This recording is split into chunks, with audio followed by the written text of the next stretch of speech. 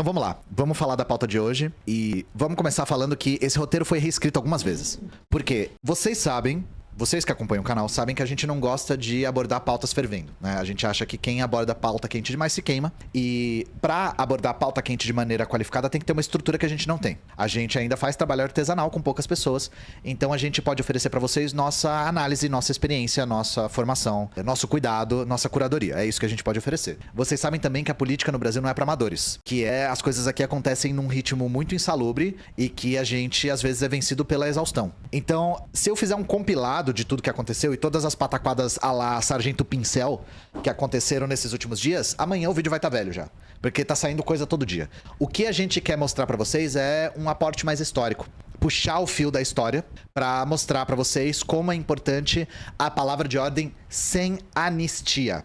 E eu quero que todos vocês aqui saiam da live entendendo o porquê do sem anistia, que não é só uma questão de vingança. Não é uma questão de apenas justiça. A vingança, ela nunca é plena, ela mata a alma e envenena. Então, não é só isso. A gente quer demonstrar pra vocês como isso aqui é importante pra outros fatores, tá? Então, vamos lá. Pra começar, vamos começar com uma matéria do Intercept. Pra começar, vamos começar, foi o auge da minha eloquência. Forças Armadas viraram fábrica de terroristas. E é preciso aniquilar o golpismo.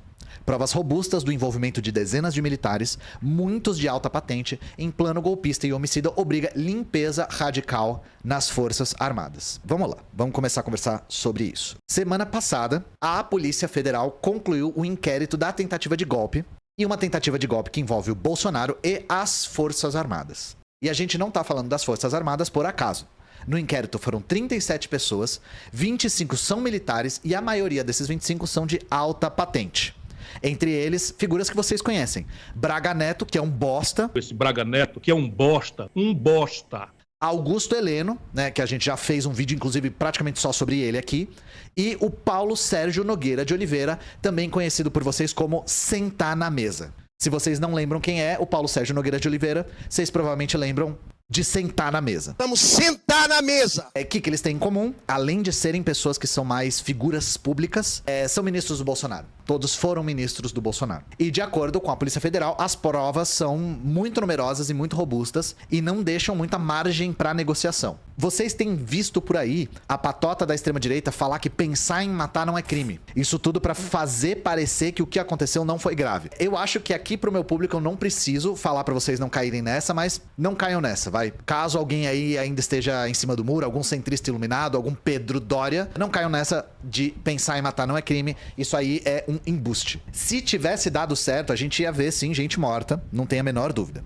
Então, segundo o relatório, esses militares com o aval do Bolsonaro, não tem a menor dúvida disso, planejaram o assassinato de autoridades como o Lula, o Alckmin e o Alexandre Xandão de Moraes. Isso tudo acho muito difícil vocês aí não saberem a essa altura. E eles até chegaram a colocar um dos planos em marcha, mas desistiram no meio do caminho. É aqui que eu já vou falar pra vocês. Eu não vou ficar falando sobre como o negócio foi meio Cebolinha, Plano Infalível, Coiote do Papaléguas. Se vocês querem ver uma compilação de todas as bizarrices, Medo e Delírio em Brasília foi o melhor lugar. Tentativa de matar Moraes foi abortada na última hora, cancelar jogo. Vamos lá. Os caras mobilizaram e usaram recurso público, usaram a estrutura do Estado para cometer crime. Eles levantaram um orçamento de quanto custaria para dar o golpe e matar o Xandão, o Lula e o Alckmin. O nome do plano era Punhal Verde Amarelo. E eu não sei quem pensou nesse nome, mas eu tenho certeza que a pessoa se achou muito inteligente pensando nesse nome. E os detalhes foram combinados dentro da casa do Braga Neto, que é um bosta, todo mundo sabe, né? Um bosta. E o Braga Neto, ele não é um cara aleatório. Ele não foi só candidato a vice do Bolsonaro, que talvez vocês nem lembrassem, né? Ele foi ministro da Defesa e chefe da Casa Civil do governo Bozo. Por que eu tô dando ênfase nisso? Porque ele fez parte do núcleo duro, duríssimo, que é dura do Bolsonaro, tá? Do bolsonarismo, núcleo de confiança do Bolsonaro. Por isso que a gente tá falando, não tem margem pra discutir o envolvimento do Bolsonaro. Ah, Ian, então você está acusando o mito de saber tudo. Eu não tô acusando ninguém de nada. A Polícia Federal que tá, né? Bolsonaro planejou, atuou e teve domínio de plano para golpe, diz PF, 2 letras. Abre aspas. O texto do relatório diz que o grupo investigado era liderado por Jair Bolsonaro e criou, desenvolveu e disseminou desde 2019 a narrativa falsa de vulnerabilidade das urnas eletrônicas para justificar intenções golpistas em caso de derrota do então presidente na tentativa de reeleição. Então, de novo, a gente já fez live sobre isso, mas a gente fala sobre... Falar que o Bolsonaro é basicamente burro e negacionista. Que ele não tem inteligência e é por isso que ele fala as coisas que ele fala. Vocês estão vendo que essa coisa da urna não tem nada a ver com burrice? Essa coisa da urna não funcionar, nenhum país usa, urna eletrônica, blá blá blá, voto impresso, tem nada a ver com negacionismo, burrice, anticiência.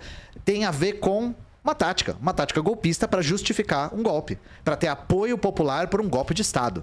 Inclusive, o Bolsonaro, ele conseguiu transcender a razão humana e acusar as eleições de fraude quando ele ganhou as eleições. Vocês lembram disso?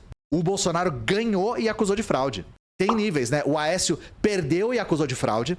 O Trump ganhou e acusou de fraude só nos estados que ele perdeu. E o Bolsonaro ganhou e acusou de fraude mesmo assim. Esse cara é foda. O cérebro dele precisa ser estudado. Eu tô sendo irônico, é claro que era parte de um plano golpista, né, gente? Como já diria Damares, o cão é muito bem articulado. Depois da vitória do Lula, a PF disse que o Bolsonaro elaborou um decreto que previa uma ruptura institucional, impedindo a posse do governo legitimamente eleito. Então foi o próprio Bolsonaro que apresentou aquela minuta do golpe, lembra disso? Vocês lembram da minuta que estava na casa de algumas pessoas? E segundo a investigação, ele apresentou essa minuta para as Forças Armadas. É o Ian que tá falando? Não, é a Polícia Federal. Bolsonaro planejou, atuou e liderou ações pro golpe de SPF. Eu só tô mostrando a notícia porque é daí que a gente tirou, tá? Abre aspas. A PF diz que uma série de diálogos entre interlocutores, análise da localização de celulares e datas e locais de reuniões indicam que Bolsonaro sabia dos planos do general da reserva Mário Fernandes, ex-chefe dos chamados Kids Pretos do Exército, para matar o presidente Lula, o Geraldo Alckmin e Moraes. Então, ficou comprovado que o general Mário Fernandes... E aí, pausa, gente, pausa. Eu já ouvi que esse meu hábito é muito de professor de sala de aula, então eu vou continuar fazendo. Vocês, aqui na live, vão ver muita informação. Então vocês têm que lembrar de um nome. Mário Fernandes. Chat, qual que é o nome que vocês têm que lembrar? Mário. Qual Mário? Fernandes. É esse que vocês têm que lembrar, que a gente vai falar dele. Foi ele que elaborou o plano de golpe de assassinato. Ele esteve com Bolsonaro em 2 momentos-chave. Primeiro, 6 de dezembro de 2022. Foi no dia que ele imprimiu o plano chamado Punhal Verde e Amarelo. Segunda vez foi no dia 8 de dezembro. Foi quando ele foi pro Palácio da Alvorada. Então tem esses 2 momentos que ele encontrou o Bolsonaro. O registro diz que ele chega às 5 e sai 5h40. A PF transcreveu nesse mesmo dia de noite um diálogo entre ele, Mário Fernandes, que Mário o Fernandes, e o Mauro Cid. Quem é o Mauro Cid? O Mauro Cid é o ajudante de ordens do Bolsonaro. Ajudante de ordens é o cara que cumpre ordens. Vocês... Ah, Ian, não lembro quem que é o Mauro Cid. Ele é o Olha a Faca do Zorra Total. Mauro Cid é o Patrick do Zorra Total, Olha a Faca, exatamente. A galera aí no chat já lembrou, Olha a Faca. E aí o que que ele disse? Isso aqui tá transcrito, tá? Vou citar ele aqui. Abre aspas. A primeira, durante a conversa que eu tive com o presidente, ele citou que o dia 12, pela diplomação do vagabundo, o Lula, né, não seria uma restrição. Que isso pode, que qualquer ação nossa pode acontecer até 31 de dezembro e tudo. Mas, porra, aí na hora eu disse, pô, presidente, mas o quanto antes melhor. A gente já perdeu tantas oportunidades. Então, assim... Qualquer ação poderia acontecer até 31 de dezembro de 2022. Do que eles estão falando, agora a gente já sabe. Agora a gente já sabe. Nada disso é uma suposição. Isso aqui é muito baseado em inúmeras evidências. Porque os caras são mestres em deixar rastro por aí. Inclusive, na moral, gente, os caras tentando planejar um golpe mandando áudio é foda, né? Assim, alô Bolívia. Eu falei na outra live que se o Milei quiser invadir o Brasil com a motosserra, é capaz ele conseguir. Que esses são os grandes, assim, responsáveis por proteger as fronteiras. Se for golpear, manda áudio. Já disse o poeta, né? Então a gente tem respaldo de áudio, foto, mensagem, geolocalização, documento, imagem de câmera de segurança. A gente tem um relatório de 800 páginas feitas pela Polícia Federal. Plano impresso no Planalto, reunião na casa de Braga Neto e mais 6 elementos que ligam Bolsonaro à trama golpista. Então eu não vou entrar no mérito de cada um. Vocês querem ver o mérito de cada um? Medo dele em Brasília, recomendo, né? Mas é bom a gente ter registro desse tipo de coisa. Porque esse tipo de coisa coloca o Bolsonaro na cena do crime. No centro da conspiração toda. Então, primeiro, essa minuta golpista era um documento que propunha a instauração de um estado de defesa ou de sítio através da garantia da lei e da ordem, da GLO. Só pra lembrar, isso aqui é antigo, tá? A gente já tinha falado da minuta golpista. Cid reforçou, olha a faca, a Moraes que Bolsonaro sabia da minuta golpista e sugeriu alterações no documento. Por que Cid reforçou a Moraes? Porque o Mauro Cid, olha a faca, foi preso. Ele foi preso, pegaram o celular dele e ele está fazendo uma delação premiada. Ou seja, ele está x-novando geral e o celular dele tinha uma pancada de mensagem. Descobriram um monte de coisa por conta das mensagens do celular, inclusive os áudios dele, né? Também teve o assessor do Bolsonaro monitorando os passos do Alexandre de Moraes. E, gente, eu não sou nenhum especialista. Não sou. Mas eu acho que assessor tem a função de assessorar o assessorado. Se o assessor do Bolsonaro estava monitorando o Xandão e o papel do assessor é assessorar o assessorado, tô achando que o Bolsonaro tem a ver com esse assessor. Só uma suposição. De novo, não sou um especialista. E também tivemos praticamente a cereja do bolo, que é o documento que detalhava o plano do assassinato impresso no Planalto. O cara fodão das inteligências, das táticas muito avançada, imprimiu o bagulho no Planalto e levou pro Bolsonaro na alvorada. Enfim, né? Eu falei que eu não ia detalhar muitas coisas meio cebolinha das ideias, mas é difícil. Documento sobre operação para matar Lula foi impresso no Planalto e levado à alvorada. E não só, o partido do Bolsonaro atuou ativamente. Sabe o PL, gente? O PL do Valdemar da Costa Neto? Então, o Valdemar da Costa Neto é uma das figuras indiciadas no inquérito. O que o relatório traz? A estrutura do partido do PL foi usada para financiar a estrutura de apoio às narrativas que alegavam supostas fraudes às urnas eletrônicas, de modo a legitimar as manifestações que ocorriam em frente às instalações militares. Então, o partido do Bolsonaro foi aparelhado por ele, vocês sabem disso, né? Ele saiu do PSL e aparelhou o PL, mesmo depois de ter sido muito crítico ao Valdemar da Costa Neto por conta do envolvimento do Valdemar da Costa Neto no mensalão, e ele usou a estrutura do PL para reforçar essa narrativa para apoiar esse golpe de Estado. Então, vocês lembram que logo depois do segundo turno, o PL, o partido do Bolsonaro, entrou com uma ação tentando invalidar as eleições? Lembram disso? Vou colocar a notícia antiga aqui para vocês verem. PL apresenta relatório e pede invalidação de votos sem apresentar prova de fraude. TSE ordena que o partido se manifeste também sobre o primeiro turno. Isso tudo era parte de um plano maior para impedir que o Lula tomasse posse.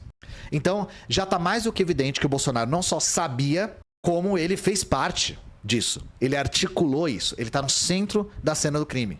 Só que aqui vocês vêm aqui no canal não pra ver eu lendo notícia em voz alta. Vocês vêm pra quê, chat? Vocês vêm pra pegar o esquema. Vocês vêm... Eu viria pra cá pra pegar o esquema. Então, se é esquema que vocês querem, esquema vocês terão. Porque aqui a gente vai aprofundar a questão. Vamos lá. Do que exatamente essas pessoas estão sendo acusadas? São 3 crimes. Golpe de Estado, abolição violenta do Estado Democrático de Direito e integração de organização criminosa. Existia uma estrutura com divisão de tarefas. Então, tinha núcleo de desinformação e ataque ao sistema eleitoral. Núcleo responsável por incitar militares a aderirem ao golpe. Núcleo jurídico. Núcleo operacional de apoio às ações golpistas. Núcleo de inteligência paralela. Núcleo operacional para cumprimento de medidas coercitivas. Vamos falar de uma coisa muito séria aqui. A gente zoa, fala que o negócio é meio coiote do Papaléguas. Só que eu acho que análises que apontam a falta de preparo são um pouco exageradas. Eles concentravam muito poder militar e eram altamente organizados. A razão pela qual o golpe não foi executado é porque ele não teve apoio externo. É porque os Estados Unidos disseram que não iam apoiar o golpe. Ou seja, o Brasil seria punido pelos Estados Unidos se executasse um golpe de Estado naquele momento. Então, as questões internas, digamos assim, a força bruta já estava mobilizada e estava muito bem mobilizada. A gente não teve apoio interno suficiente, mas principalmente não teve apoio externo. Então, a PF ter incluído esses nomes no inquérito é um passo muito inicial. Eu tô brincando falando o Bolsonaro será preso a qualquer momento, mas o passo ainda é lento, gente. As coisas funcionam desse jeito, infelizmente. O que deve nos orientar, nós que somos da esquerda marxista? A gente tem que ser extremamente combativo com qualquer tentativa de conciliação e anistia. Qualquer tentativa de conciliação e anistia. Além de 37 pessoas indiciadas, 5 foram presas, todos militares. Todos pertencentes ao grupo chamado Kids Pretos. E é disso que a gente vai falar agora. Que porra é essa de Kids Pretos? Gente, lembra que eu falei pra vocês lembrarem de um nome? O nome era Mário. E eu pergunto pra vocês, que Mário? Porque eu não tô conseguindo lembrar. Então eu preciso da ajuda do chat. E eu pergunto nesse momento agora, qual Mário? Mário Fernandes. Que porra é essa de Kids Pretos e o que ele tem a ver com isso, né? Kids Pretos é um grupo especial das Forças Armadas. Eles são treinados para ação de sabotagem e insurgência popular. O lema é: qualquer missão, em qualquer lugar, a qualquer hora, de qualquer maneira. Qualquer missão, em qualquer lugar, a qualquer hora e de qualquer maneira. Esses são lemas cultuados pelos soldados das Forças Especiais do Brasil. Vamos analisar um pouco o papel desse grupo de, entre aspas, elite. Vocês vão ver por que eu tô colocando elite entre aspas. E sim, eles têm esse nome absolutamente ridículo de Kids Pretos. Vamos lá. Primeiro de tudo, que os Kids Pretos são a galera preferida do Bolsonaro nas Forças Armadas. Na época que o Bolsonaro tava na academia militar, ele tentou entrar nos Kids Pretos. O sonho dele era ser da Força Especial, que é o nome oficial lá dos Kids Pretos. E ele tentou 2 vezes e foi reprovado as 2 vezes. O cara é medíocre em tudo que ele encosta. Tudo. Não tem nenhuma margem. Quando ele foi eleito presidente, ele se cercou daqueles que conseguiram passar na prova que ele não conseguiu, os Kids Pretos. Então ele tinha 26 Kids Pretos no governo durante os 4 anos. Quem são alguns que vocês conhecem? Mauro Cid, olha a faca, Eduardo Pazuello.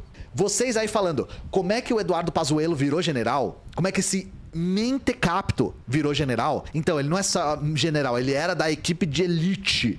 Ele era Kid Preto, mano. E o principal auxiliar do Pazuello era um cara chamado Elcio Franco Filho. Vocês talvez tenham memória dele na primeira temporada, na Season 1 da CPI da Covid.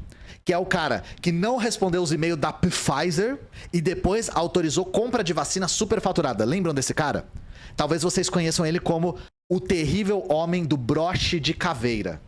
Elcio Franco agiu a favor de plano da Precisa de vender vacinas para as clínicas privadas. O Elcio Franco era Kid Preto. Mas, de todos os Kids Pretos, tem um que a gente tem que lembrar. Qual que a gente tem que lembrar, chat? Qual é o Kid Preto que você tem que lembrar? Mário. Que Mário? Aquele que liberta o proletário? Não. Mário Fernandes. O Mário, além de indiciado, ele foi preso. Esse cara foi preso.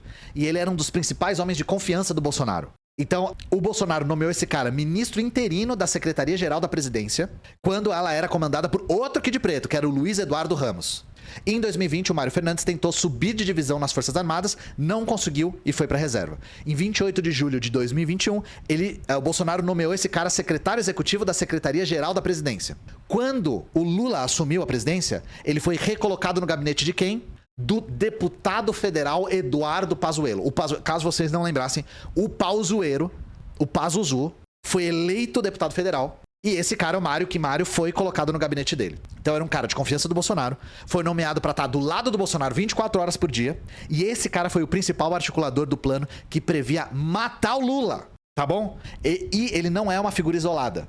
Kids Pretos tentaram proteger Bolsonaro, Braga Neto e a elite do exército. E aí, gente, é que a gente traz o esquema quentinho pra vocês.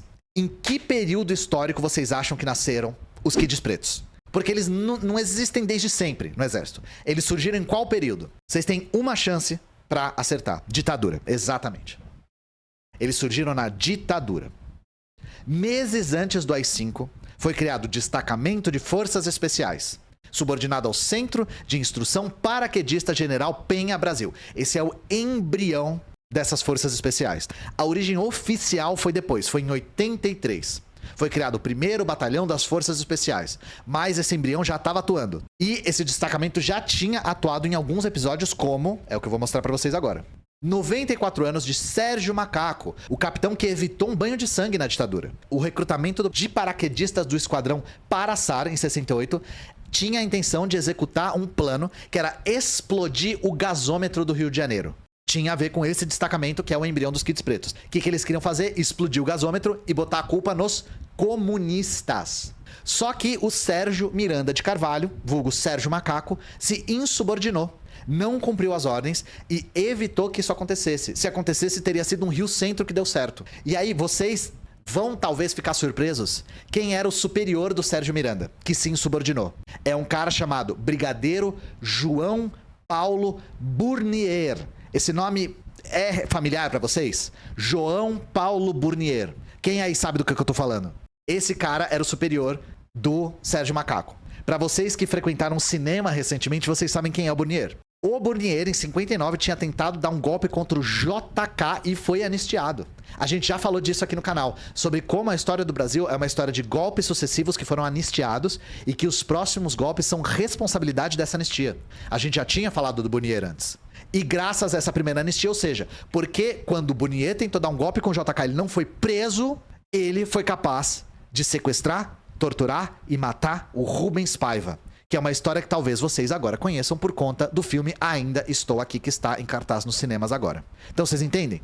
Vocês entendem o sem anistia agora? Sem anistia não tem nada a ver com vingança, gente. Caso o Brasil tivesse tido uma postura adequada com esse cara, o Rubens Paiva podia ter ficado vivo. Não sei se ele estaria vivo, ele seria muito velho agora. Mas ele não teria sido torturado e morto, provavelmente. Certo? E foi esse tipo de anistia que faz ser possível esse tipo de aberração. Isso aqui é uma notícia que circulou muito por conta do filme. General acusado pela morte de Rubens Paiva recebe salário de R$35 mil. É isso. E aí quem diz que o crime não compensa, não conhece o Brasil. E eu só tô pegando o caso Rubens Paiva aqui porque é um caso que eu tenho certeza que vocês conhecem. Só que tem muitos casos, gente. Tem milhares de desaparecidos, tem um monte de gente que foi anistiada depois. Isso aí é um negócio que não tem fim. Esses mesmos paraquedistas que são o embrião dos kits pretos atuaram também na guerrilha do Araguaia, executando 41 militantes. E o próprio general Álvaro de Souza Pinheiro, que participou disso, contou isso na Comissão Nacional da Verdade, porque eles têm orgulho disso. Eles têm orgulho do que eles fizeram no Araguaia. Então assim, nem precisa acreditar em mim. E os kits pretos eram comandados até 2022 pelo filho desse cara, o coronel Álvaro de Souza Pinheiro. É uma coisa que a gente já falou aqui. Vocês já repararam que militar meio que tem nome? Tem nome... Você olha o sobrenome de um cara, você já sabe que o cara é militar? Tipo, quando tem não sei o que e não sei o que no meio. Enfim, tem sobrenomes que se repetem. Isso não é coincidência. Isso é porque tem muita endogamia. Isso, é endogamia o nome. Eles casam muito entre si. Então o que eu quero dizer aqui? Desde que os kits pretos surgiram, eles nunca estiveram inativos, tá? Eles estão ativos desde que surgiram até os dias de hoje. Passaram ilesos pela ditadura militar. Só que eles sempre continuaram praticando a mesma coisa. Combate ao inimigo interno, ou os comunistas, seja lá o que eles acham que é comunista. Então, o que eu tô querendo dizer aqui é, não foi meia dúzia de milico que tentou matar o Lula e depois falou, foi mal, tava doidão, tá? É um negócio institucionalizado que faz parte da estrutura das Forças Armadas. Eu vou trazer uma notícia velha aqui, mas que nunca perde a graça. Documento mostra treino do exército contra a esquerda. Em 2020, teve uma simulação que os candidatos a entrar nos kits pretos tiveram que combater uma organização armada clandestina, entre aspas. O texto traz o seguinte: o inimigo fictício surgiu de uma dissidência do Partido dos Operários, o PO, que recruta e treina militantes do MLT, Movimento de Luta pela Terra. Gente, o que é o PO e o MLT? Ó aqui o documento, se vocês quiserem ler tudo. Aqui é o PO, as conferências do PO, e aqui é MLT, Movimento de Luta pela Terra. Pô, é o PT e o MST, porra. Aí eles combatem também um inimigo que chama Mídia Samurai. Mídia Samurai. É um mídia ninja. Eles mencionam também Pedro João Cavaleiro, criador da ELPB, e a deputada estadual Érica Erickson, expulsa do PO por portar-se de maneira extremada. O primeiro claramente é o Stedley, e o segundo aqui no texto tá dizendo que pode ser a Érica Malanguinho ou a Érica Hilton. Então, onde a gente tá querendo chegar, além disso aqui ser extremamente engraçado? Depois de 40 anos de redemocratização entre bilhões de aspas, as Forças Armadas continuam tratando a população como inimigo interno e continuam ensinando para os novos recrutas que esse inimigo é uma esquerda abstrata e os movimentos sociais. É ensinar desde sempre que o inimigo do exército e dessa força especial é quem tá lutando pela terra. São partidos de esquerda, são organizações de esquerda, é a mídia de esquerda, é a própria população. Isso aqui é institucionalizado. As forças especiais, os kits pretos, são descendentes do DOI-CODE. A intenção era que eles continuassem o trabalho do DOI-CODE depois do DOI-CODE, para manter a capacidade de combate à guerrilha. É lavagem cerebral do caralho, sim. O que a gente tá demonstrando aqui é, não caiam no papo de que isso aqui foi questão de maçãs podres no exército. Isso aqui é o exército. É o exército. O exército é golpista, é de extrema-direita, é antidemocrático. Ponto. Ah, mas teve militar que ameaçou prender o Bolsonaro. Sim, é uma das pouquíssimas exceções. É a famosa exceção que confirma a regra. Real é que, como o Intercept disse, as Forças Armadas são uma máquina, uma fábrica de golpistas de extrema-direita. Simples assim. Usando toneladas de dinheiro público e de recursos. Custa bilhões pro cofre público para ficar sustentando benefício, previdência, pensão pra viúva, o caralho a 4. E para dar mais materialidade para tudo, só para mostrar para vocês, agora a polícia tá começando a lançar os áudios. Alguns a gente já tinha acesso porque eles tinham sido transcritos, mas agora a gente consegue escutar.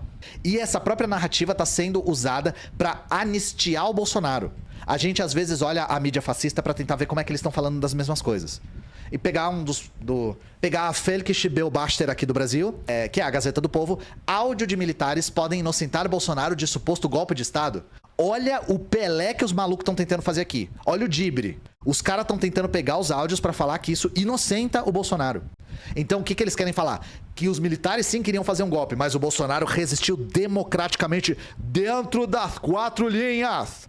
E assim, a narrativa da mídia burguesa não surpreende porque 4 dias antes de tudo virar público, a gente testemunhou isso aqui. Aceitem a democracia. Jair Bolsonaro. Vocês viram essa desgreta, gente?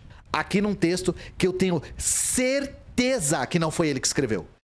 Mas, assim, não tem a menor chance de ter sido o Bolsonaro que escreveu isso aqui. O Bolsonaro tem mais ghostwriter que o Drake. 4 dias antes, a Folha publicou um texto do Bolsonaro defendendo democracia. Daqui a pouco a gente vai ter o Salles pra falar de reforma agrária. Vai ter a Damares pra falar de legalização do aborto. Sim, vai ser muito neutro, essa porra. Só que de tudo que vazou, o que mais deixou a gente puto foi isso aqui. Esse aqui eu vou deixar inteiro pra vocês. E aí já a gente analisa. A Polícia Federal aponta que na primeira semana após eleições, Mauro Fernandes permaneceu em contato com o coronel Roberto Raimundo Criscuoli. Eles trocaram mensagens de voz, segundo a Polícia Federal. Na realidade vai ser guerra civil agora ou guerra civil depois. Só que a guerra civil agora tem uma justificativa, o povo está na rua, nós temos aquele apoio maciço. Daqui a pouco nós vamos entrar numa guerra civil, porque daqui a alguns meses esse cara vai destruir o exército, vai destruir tudo. Aí o povo vai dizer assim, agora que mexeram com vocês vão para a rua.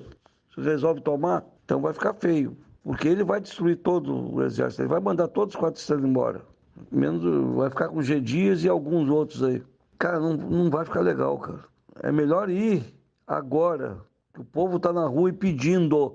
Que daqui a pouco nós vamos ir por interesse próprio, aí não vale. Aí eu não vou. Então, a hora de ir é agora, cara. Também concordo com esse texto que tu mandou.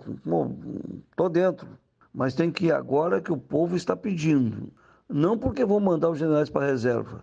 Então, eu acho que essa decisão tem que ser tomada urgente, cara. E o presidente não pode pagar para ver também, cara. Ele vai destruir o nosso país, cara. O argentino já esteve aqui com o chapéu na mão, cara. Vai esperar virar uma Venezuela para virar o jogo, cara. Democrata... Não tem que ser mais democrata mais agora. Não vou sair das 4 linhas. Acabou o jogo, pô. Não tem mais 4 linhas. Agora o povo da rua tá pedindo, pelo amor de Deus. Vai dar uma guerra civil? Vai dar. Eu tenho certeza que vai dar, porque os vermelhos vão vir ferozes. Mas nós estamos esperando o quê? Dando tempo para eles se organizarem melhor, para a guerra ser pior. Irmão, vamos agora. Fala com o 01 aí, cara. É agora. Olha, tem muitas coisas que são interessantes desse áudio. Para além da voz de Derby, né? Reparem nesse trecho aqui. Abre aspas pra ele. Esse cara vai destruir o exército. Esse cara quem? O Lula. Porque ele vai destruir todo o exército. Ele vai mandar todos os 4 estrelas embora. Sabe uma coisa que os milicos têm mais que a gente? Eles têm mais é que se fuder. Mas além disso, sabe o que eles têm mais que a gente? Fé no Lula. Eles têm mais fé no Lula que a gente. Porque os caras tinham certeza de que o Lula ia meter esses filha da puta pra fora do estado. E a gente sempre soube que ele não ia. E não só ele não fez isso, como permitiu esse tipo de coisa. Militares presos por planejar golpe faziam segurança do G20. Dos 5 presos, 4 faziam a segurança do G20. Eu vou repetir. Dos 5 caras que foram presos, 4 estavam fazendo a segurança do G20. Eles foram presos durante a segurança do G20. Os caras que tentaram matar o Lula estavam fazendo a segurança do Lula. E isso aqui, pô, a gente falou extensivamente aqui, mas só pra lembrar também. Lula diz que golpe de 64 é história e que não quer remoer passado. Isso aqui tá parecendo passado pra vocês? Isso aqui Gente, remoer o passado é o reverendíssimo caralho. Isso aqui é presente. O Lula não peida pra milico, ele peida fino pra milico. A única pessoa que peitou foi a Dilma. E ela pagou um preço altíssimo por isso. São as mesmas forças armadas que ficam cultuando o anticomunismo, cultuando o golpe de Estado, cultuando herói torturador pra eles lá, que eles falam que torturador é herói. Esses caras se articularam pra dar um golpe na Dilma. Esses mesmos caras. Esse tipo de posicionamento submisso não é adequado. E por conta disso a gente vê esse tipo de coisa. Enquanto o Lula tá anistiando, na prática, a oposição tá fazendo o quê? Eu vou explicar já. Nicolas diz que apoiará Mota na Câmara em troco da anistia. Mota é o sucessor do Arthur Lira. Então o que o Nicolas tá falando? Eu apoio o Arthur Lira, eu apoio o sucessor dele, em troca da anistia dos golpistas. Politicamente, a oposição já está se articulando para isso, usando todas as suas armas dentro do Congresso. A gente tem que conectar o passado com o presente. Os Kids Pretos são resquício da ditadura. São a ditadura viva dentro do Exército. Dentro das Forças Armadas e da Polícia Militar, a ditadura nunca acabou. Nunca, é a mesma. E aí, para você não passar raiva sozinho, você vai fazer o quê? Você vai se organizar. Você vai se organizar. Vocês viram que o general do Derby lá falou: ah, a gente vai dar mais tempo para eles se organizarem? Sim, sim. Porque é exatamente isso que a gente vai fazer. A gente vai se organizar e, primeiro de tudo, se você quer contribuir com algum tipo de medida institucional, a Sâmia Bonfim e a bancada dela, a equipe dela, tá fazendo um abaixo-assinado para levar para a Câmara. É uma frente... Não machuca ninguém. Se você quer esse tipo de medida, ela está disponível. Vou mandar aqui no chat pra vocês. É uma das maneiras de combater isso. Ficar parado não vai ajudar, definitivamente. E anistia não existe só anistia ampla e restrita. Também existe anistia negociada. Esse é uma armadilha do caramba, tá? Pode ser aquela que pega um bode expiatório, prende um cara pra falar que a justiça foi feita e deixa a instituição intacta. A gente aqui tá querendo a pauta máxima. É Bolsonaro na papuda, é Forças Armadas dissolvidas e refundadas, é financiadora, é Dona Fátima e companhia, tudo na cadeia. Dona Fátima de Tubarão. É isso que a gente quer. E a outra forma é a forma que a gente tá fazendo agora, que é compor os atos nas ruas. Deixa eu mostrar pra vocês. Ato nacional pela prisão de Bolsonaro marcado para 10 de dezembro. Quem vai estar na rua? Nós. Nós vai e vocês vão também. Porque isso aqui é importante. Tá organizado? Não, então se organiza. Já foi pro ato? Não, então vai pro ato. A gente vai estar lá, você vai estar lá, a galera da UP com certeza vai estar lá. Nossos companheiros de luta de várias organizações vão estar lá. Então você tem que estar lá também. Espero ter mostrado a gravidade da situação aqui pra vocês. Espero que vocês tenham entendido como a história explica o presente e como entender o passado é chave fundamental pra superá-lo no presente. Então, é isso. Beijo no coração de vocês. Eu vou me retirar e a gente se vê na octofeira.